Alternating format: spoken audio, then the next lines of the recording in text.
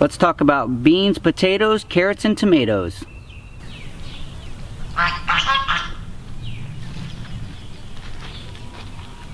Hi, welcome to Daddy Kerb's garden. I'm sitting in front of Luke's little garden to demonstrate how his beans are doing. Before I do that, I want to say thank you. Last night I posted this picture of Luke on my Facebook page because it was his birthday. He got so many likes and comments. Thank you for sharing that love with him. Part of Luke's therapy is massage therapy, so he is inside right now getting a massage. Lucky him. I will show you how his beans are doing, since many of you have asked in the comments how his seeds are doing. Right here you can see there's a number of beans. There were 6 beans planted here. 5 of the 6 came up just fine. One of them got chewed off, but it looks like it's still trying to grow.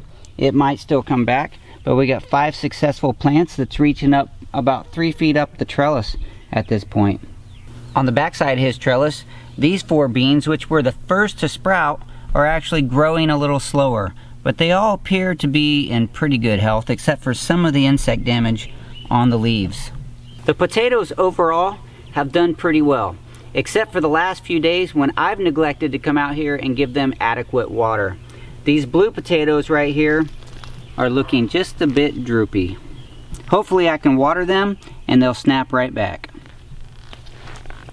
Down here at the end of the fence row, these potatoes about a week or so ago started getting a lot of damage on the leaves that looked like insect damage. I decided to separate the 2 bags that were in the middle out so the leaves weren't touching, hopefully to kind of separate, divide and conquer those insects. These are bouncing back. This one's doing okay. This one died, so I went ahead and took a look under the soil and I got 2 potatoes. I have a total of 15 tomato plants. All of them seem to be doing pretty well right now. Those that are buried in the middle of this onion jungle, they're laying down because the windstorm that came through one night laid all the onions down and it pushed the tomatoes down with them. But they still look pretty healthy and they're starting to rise above the canopy of the jungle at this point.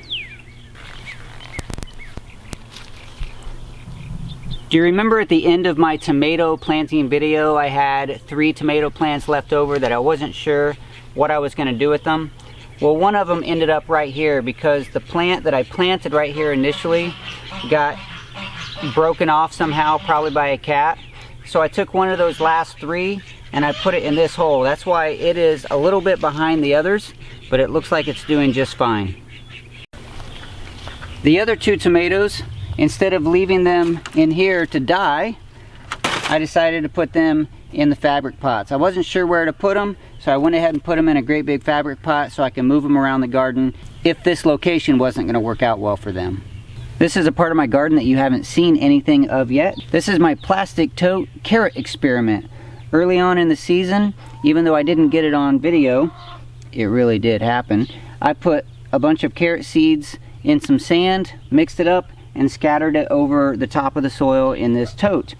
I wasn't sure how many were gonna germinate and sprout. I think all of them did. Look at that. Now I did go through and thin this out a few times, but probably not enough. So at this point, I'm just gonna let it grow and see what happens and use it as an observation for next year. This little potato bucket here is one that my daughter started. We had a store-bought potato in the kitchen that started to grow, started to get the little eyes and started to grow. So she came out here on her own, put it in some compost, and we filled it up over time, and now it's growing beautifully. It's actually, at this point, looking better than some of them that I planted. We'll see if we can get a few potatoes off of that one store-bought potato that went bad. So we're wrapping this video up in front of my hot pepper bed. These 5 hot pepper plants from last season all came back, and some of them are even producing hot peppers already. So that's exciting. It's always fun when you get something that comes back and you don't have to replant. Saves a little time, makes it a little easier, allows you to be just a little bit lazier. Sometimes I like that. Thank you for joining me here in the Daddy Kerb's garden. It's always a pleasure to create this content and share it with you and get the feedback in the comments. Go ahead and like and subscribe, and I'll talk to you soon. You remember Pumpkin, the crazy cat in some of the earlier videos? Well, he's a little older, he's slowed down a bit. Instead of getting crazy in the garden, he likes to just chill out in the garden and crush my plants. That's why I have to put cages around my plants. But we still love him.